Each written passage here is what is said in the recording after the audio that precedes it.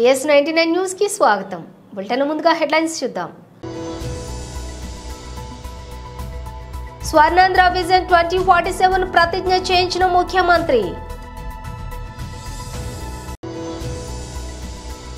మీడియాతో మాట్లాడుతున్న ఎమ్మెల్సీ కవిత.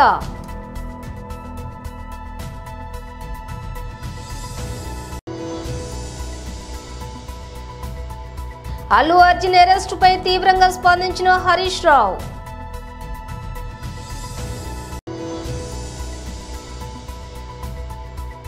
సంధ్య థియేటర్ ఘటనలో అల్లు అర్జున్ అరెస్ట్.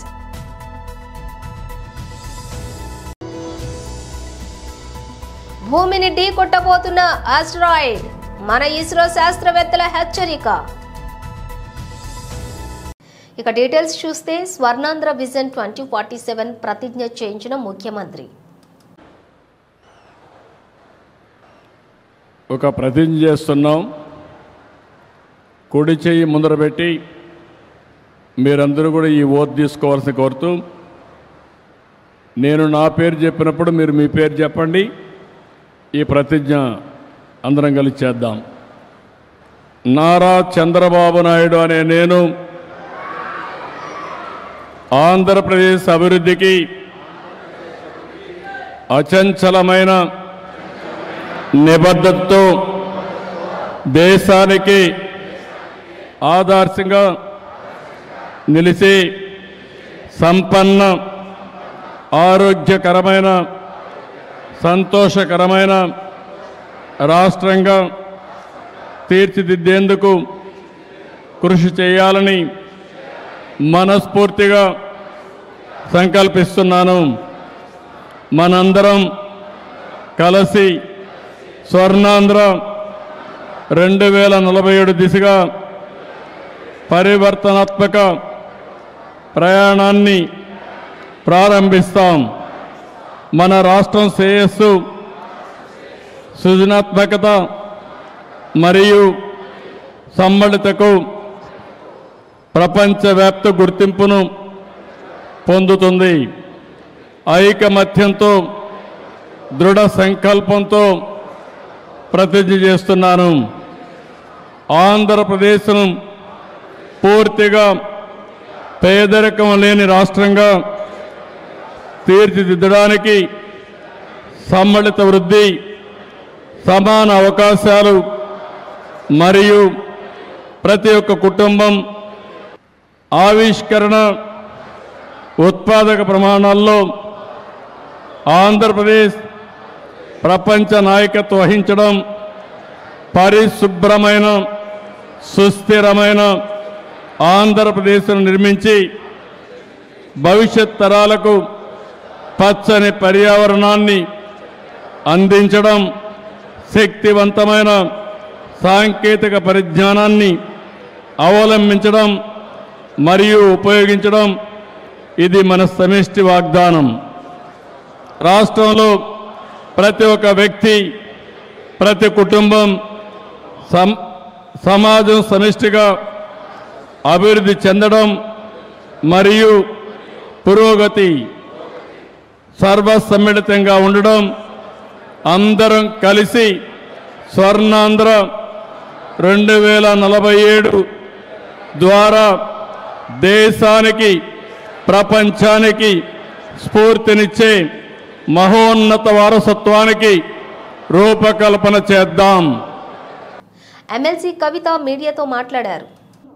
ఇవాళ రాష్ట్రంలో జరుగుతున్నటువంటి పలు అంశాలపైన మాట్లాడేందుకు, మేధావులతోని చర్చించేందుకు, మేధావులు మొత్తం తెలంగాణ సమాజం ఏం ఆలోచిస్తుందో ప్రజలకు తెలియజేసేందుకు తెలంగాణ జాగృతి ఆధ్వర్యంలో రేపు సోమాజిగూడ ప్రెస్ క్లబ్లో ఉదయం 11 గంటలకు ఒక రౌండ్ టేబుల్ సమావేశాన్ని ఏర్పాటు చేయడం జరిగింది. మరి ప్రధానంగా ఈ రౌండ్ టేబుల్లో చర్చించాల్సినటువంటి అంశాలు ఏందన్నది ప్రజలతో కూడా పంచుకొని రేపు వస్తున్నటువంటి అనేక మంది మేధావులు, ఇతర మిత్రులకు కూడా స్వాగతాన్ని తెలియజేస్తూ ఉన్నాము. ఇవాళ మీరు గమనించినట్టయితే ఉమ్మడి ఆంధ్రప్రదేశ్లో ఉన్నప్పుడు మన తెలంగాణ అస్తిత్వం మీద రకరకాలుగా దాడి జరిగేది.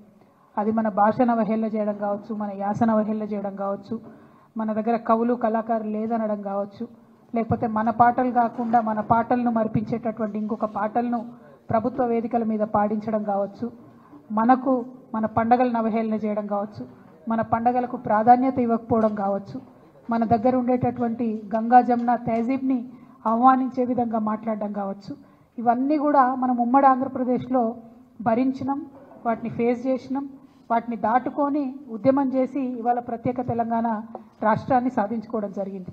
ప్రత్యేక తెలంగాణ రాష్ట్రం సాధించుకున్న తర్వాత కేసీఆర్ గారు పెద్దలు ముఖ్యమంత్రి అయిన తర్వాత మరి చిన్నది పెద్దది అని చూడకుండా అది పాలపిట్టైనా, తంగేడు పువ్వు అయినా, జమ్మి చెట్టు అయినా, కృష్ణ జింక అయినా అన్నీ కూడా అధికారిక చిహ్నాలుగా ప్రకటించుకుంటూ, అట్లానే బతుకమ్మ పండుగ అయినా, బోనాల పండుగ అయినా వాటిని రాష్ట్ర పండుగలుగా ఆనాడే కేసీఆర్ గారు గుర్తించడం జరిగింది.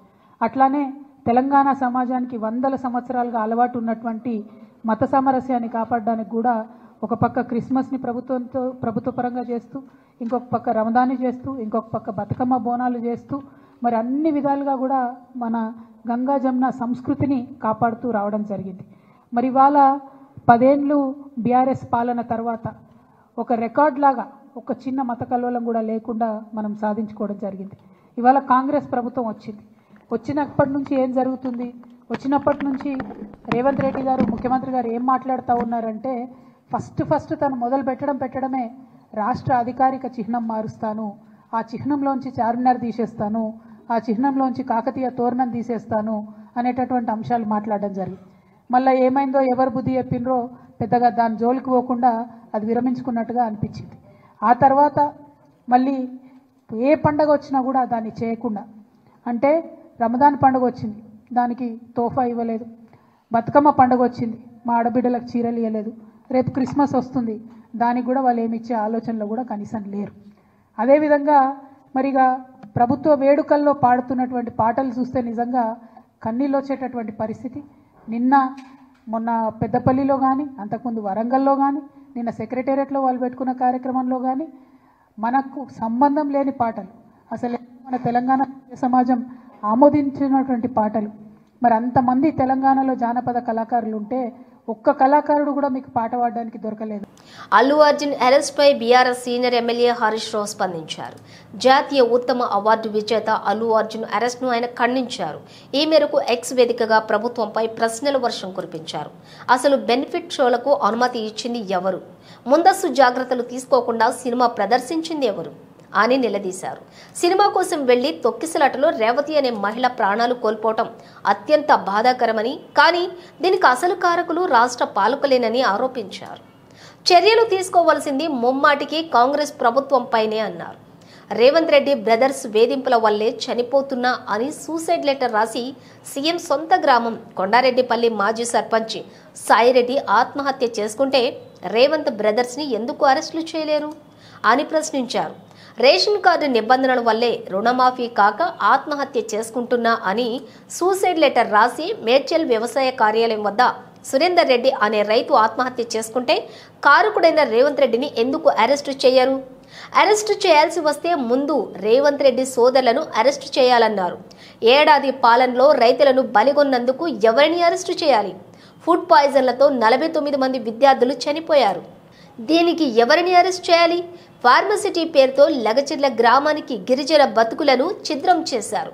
దీనికి ఎవరిని అరెస్ట్ చేయాలి? చట్టం అల్లు అర్జున్ విషయంలోనే కాదు, యనమల రేవంత్ రెడ్డి అండ్ బ్రదర్స్ విషయంలోనూ స్పందించాలి. చట్టం ఎవరికీ చుట్టం కాకూడదని హరీష్ రావు రాసుకొచ్చారు.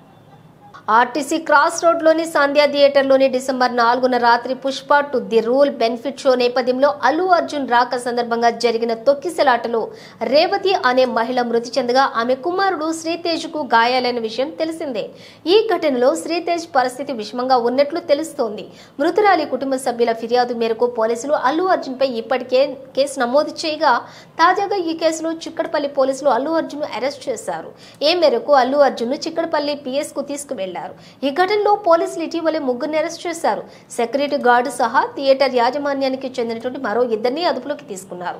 అల్లు అర్జున్ పై BNS 118, BNS 105 రెడ్ విత్ 3/5 సెక్షన్ల కింద కేసులు నమోదయ్యాయి. 105 సెక్షన్ నాన్ బెయిలబుల్ కేసు కింద 5 నుంచి 10 ఏళ్ల వరకు జైలు శిక్ష పడే అవకాశం ఉన్నట్లు తెలుస్తోంది. కాగా ఈ ఘటనపై దిగ్భ్రాంతి వ్యక్తం చేసిన అల్లు అర్జున్ ఇప్పటికే ఆమె 25 లక్షల సాయం ప్రకటించారు. ఆమె కుటుంబానికి అండగా నిలుస్తానని కూడా పేర్కొన్నారు.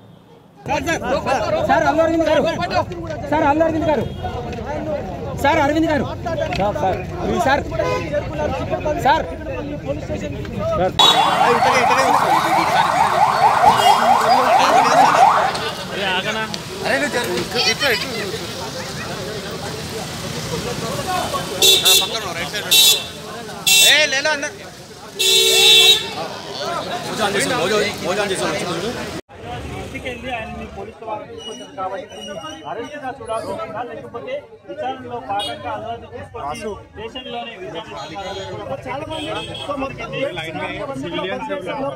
సో ఇప్పుడు బాగుండదు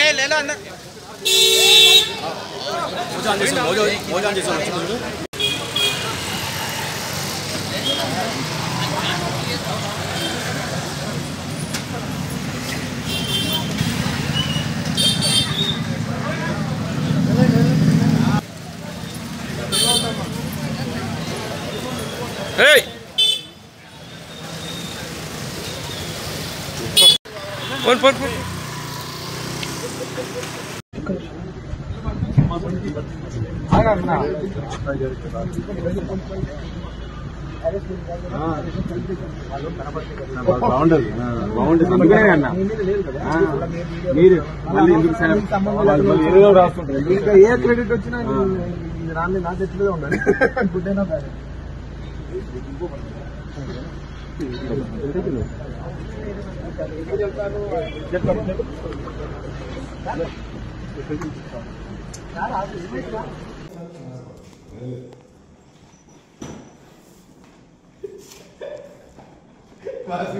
మీరేదో సంతాన సమాధానం పడుతుంది.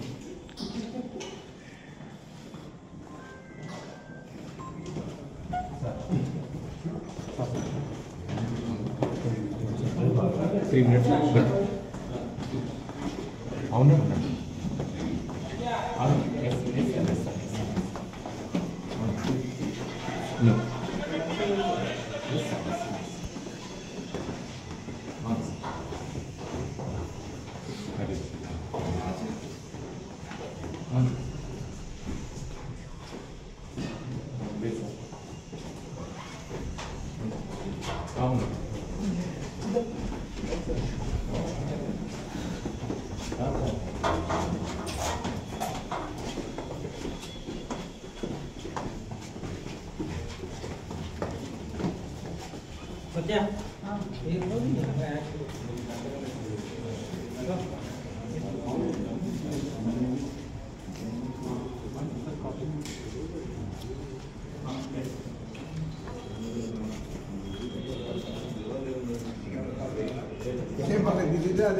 చెప్పండి.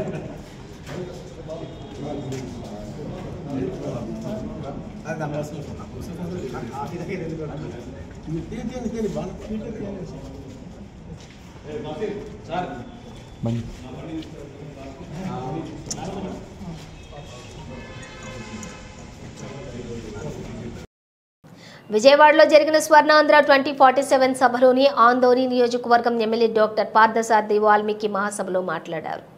వేదికను అలంకరించినటువంటి పెద్దలు గౌరవనీయులు మన గౌరవ ముఖ్యమంత్రి శ్రీ నారా చంద్రబాబు నాయుడు గారికి, గౌరవ ఉప ముఖ్యమంత్రి శ్రీ పవన్ కళ్యాణ్ గారికి, అలాగే వేదిక మీద ఉన్నటువంటి మంత్రులందరికీ, నా సహచర శాసనసభ్యులందరికీ అధికారులకు ఇక్కడ స్వర్ణాంధ్ర 2047వ డాక్యుమెంట్ రిలీజ్ చేసే సందర్భంలో వచ్చిన మీ అందరికీ కూడా పేరు పేరున నా నమస్కారాలు తెలియజేస్తా ఉన్నాను.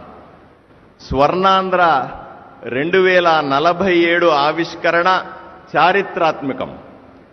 ఈ ఆవిష్కరణ ద్వారా రాబోయే 23 సంవత్సరాల తర్వాత, అంటే మనకు స్వాతంత్రం 1947లో వస్తే 100 సంవత్సరాల తరువాత మనం ఎలా ఉండబోతున్నాము, మన సమాజం, మన రాష్ట్రం ఎలా ఉండబోతుంది, మన దేశం ఎలా ఉండబోతుంది అని ఊహించి దానికి అనుగుణంగా అడుగులేసే ఒక అద్భుతమైన సృష్టి ఈ స్వర్ణాంధ్ర 2047 ఆవిష్కరణ.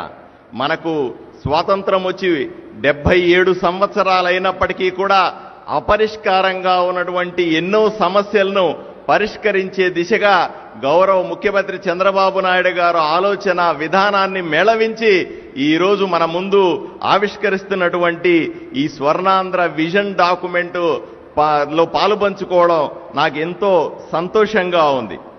గౌరవ ప్రధానమంత్రి శ్రీ నరేంద్ర మోదీ గారి వికసిత భారత్ 2047 దేశం ఏ విధంగా రాబోయే 23 సంవత్సరాల్లో ముందడుగు వేయాలా అనే మార్గదర్శకాన్ని చేసినటువంటి మోదీ గారి ఆలోచన విధానానికి అనుగుణంగా ఆంధ్ర రాష్ట్రంలో కూడా ఈ ఆవిష్కరణ జరుగుతూ ఉంది.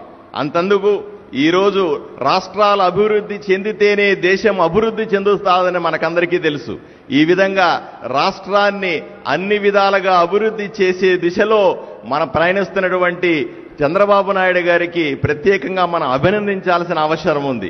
దేశం అభివృద్ధి, రాష్ట్రం అభివృద్ధి, రాష్ట్రంలో ప్రతి కుటుంబము, ప్రతి పౌరుడి అభివృద్ధి ద్వారానే సాధ్యమవుతుందనే ఆలోచన విధానాన్ని మనం అందరూ అర్థం చేసుకోవాల్సిందే.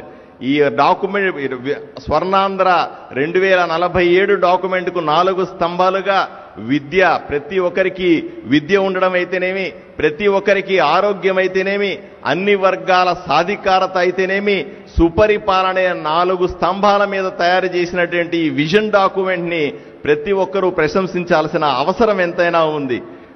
అంతరిక్షంలో తిరుగుతున్న ఒక భారీ ఆస్టరాయిడ్ భూమిని ఢీకొట్టే అవకాశం ఉందని భారత అంతరిక్ష పరిశోధన సంస్థ ఇస్రో శాస్త్రవేత్తలు హెచ్చరించారు.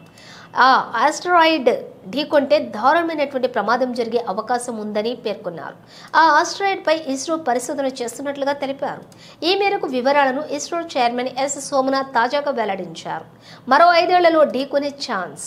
అంతరిక్షంలో తిరుగుతున్నటువంటి ఆస్ట్రాయిడ్ అఫోసిస్ అలాగే భవిష్యత్తులో భూమికి అత్యంత సమీపంగా వచ్చే అవకాశం ఉందని శాస్త్రవేత్తలు గుర్తించారు. సుమారుగా 450 మీటర్ల పొడవు, 170 మీటర్ల వెడల్పు ఉన్న ఈ ఆస్టరాయిడ్ 2029 ఏప్రిల్ 13న భూమికి అత్యంత దగ్గరగా, అంటే కేవలం 32,000 కిలోమీటర్ల సమీపం నుంచి దూసుకు వెళ్తుందని తేల్చారు. అంటే భూమి చుట్టూ స్థిర కక్షలో తిరిగే కమ్యూనికేషన్ శాటిలైట్ల కంటే కూడా ఇది దగ్గరగా వస్తూ ఉండటం గమనార్హం. నేత్ర ఆధ్వర్యంలోని పరిశోధన అఫోఫిస్ అలాగే మన యుద్ధ నౌక ఐఎన్ఎస్ విక్రమాదిత్య కంటే కూడా పెద్దదని ఇస్రో చైర్మన్ సోమనాథ్ తెలిపారు. అపోఫిస్ భూమిని ఢీకొట్టే పరిస్థితి, దాని గమనం, ఇతర అంశాలపై ఇస్రోలోని నేత్ర అంటే network for space object tracking and analysis విభాగంలో దాని ఆధ్వర్యంలో పరిశోధన చేస్తున్నట్లుగా తెలిపారు. ఈ క్రమంలోని నాసాకు చెందినటువంటి ఓసిరిస్ ఆర్ఈఎక్స్, యూరోపియన్ స్పేస్ ఏజెన్సీకి చెందినటువంటి రామ్ స్పేస్ విభాగాలతోటి ఆస్ట్రాయిడ్లపై పరిశోధనలో కలిసి ముందుకు వెళ్తున్నట్లుగా వివరించారు.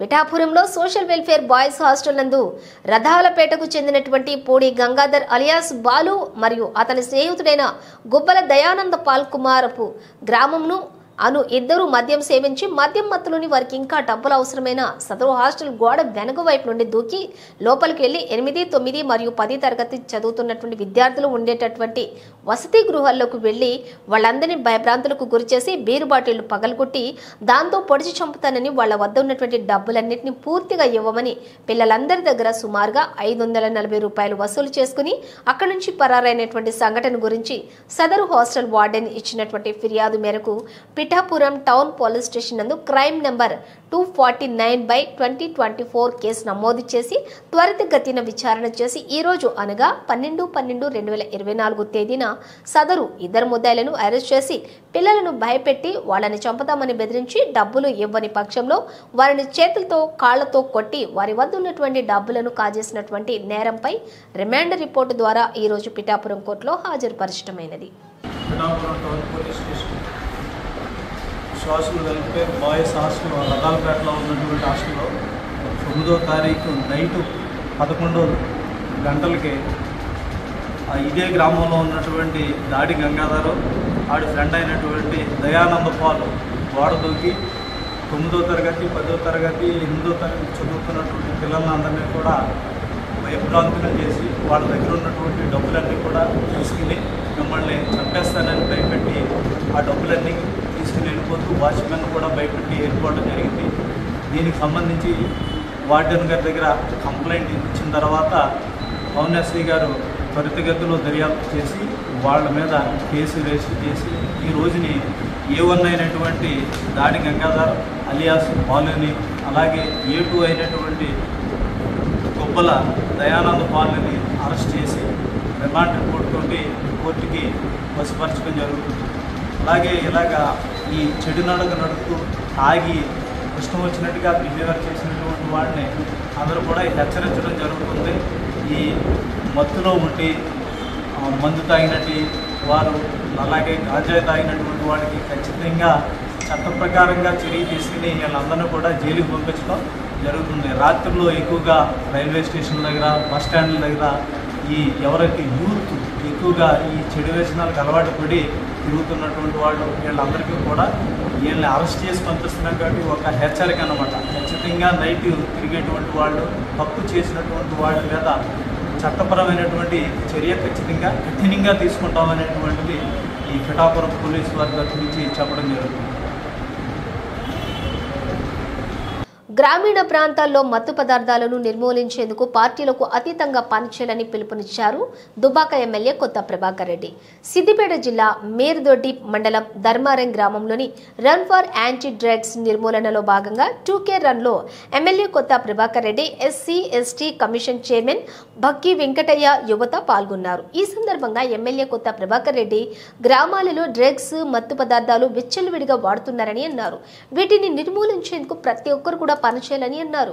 డ్రగ్ నిర్మూలన కోసం అసెంబ్లీలో మాట్లాడతానని కూడా ప్రతి అధికారి డ్రగ్ నిర్మూలన కోసం పనిచేయాలని అన్నారు. గ్రామాలలో బెల్ట్ షాపులు విచ్చలవిడిగా నడుస్తున్నాయని వాటన్నింటినీ నిర్మూలించే బాధ్యత కూడా యువతపై ఉంటుందని ప్రతి ఒక్కరూ గ్రామాలలో మత్తు పదార్థాలను నిషేధించాలని అన్నారు. దీని మీద కాన్సన్ట్రేట్ చేయాలి. అవకాశం వస్తే నేను కూడా రేపు అసెంబ్లీలో మాట్లాడతా.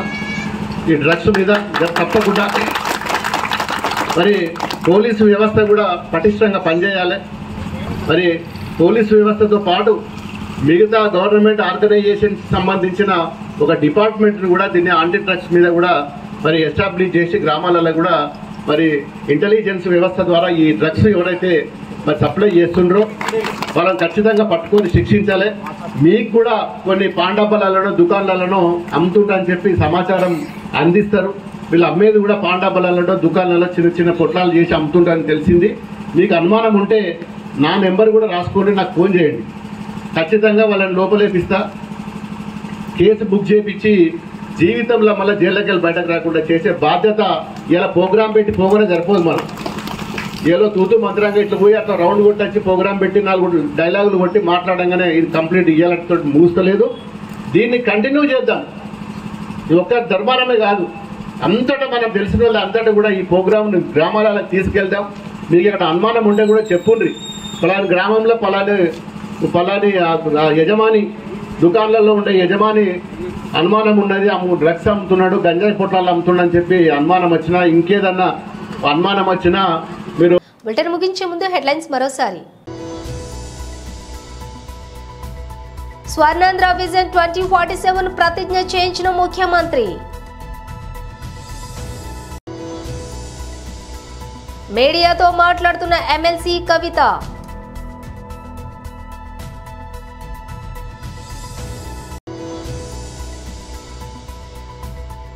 అల్లు అర్జున్ అరెస్టుపై తీవ్రంగా స్పందించిన హరీష్ రావు.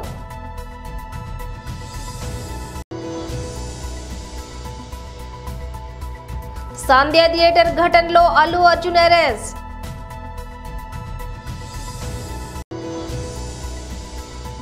భూమిని ఢీ కొట్టబోతున్న ఆస్ట్రాయిడ్, మన ఇస్రో శాస్త్రవేత్తల హెచ్చరిక.